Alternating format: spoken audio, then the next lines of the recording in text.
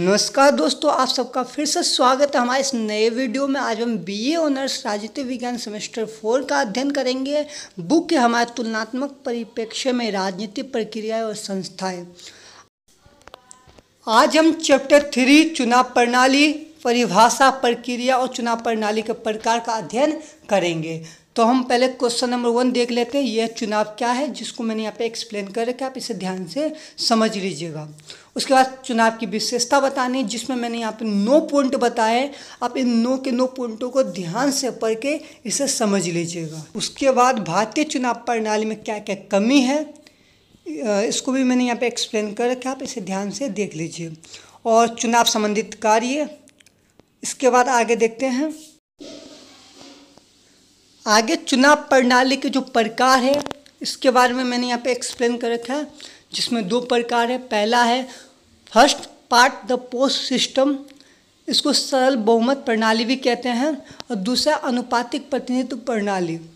इन दोनों के बारे में मैंने यहाँ पे एक्सप्लेन कर रखा है, इसे आप ध्यान से पढ़ के समझ लीजिएगा।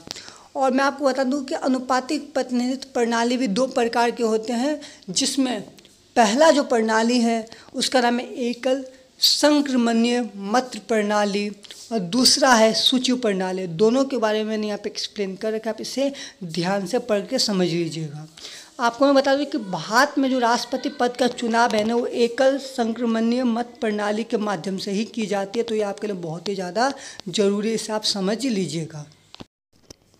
इसके बाद आता है मिश्रित सदस्य अनुपातिक प्रणाली, जिसको हम MMP भी कहते हैं, या फिर अतिरिक्त सदस्य प्रणाली, जिसको हम AMS भी कहते हैं। इसके बारे में मैंने यहाँ पे एक्सप्लेन कर रखा है, इससे भी आप ध्यान से समझ कर पढ़िएगा।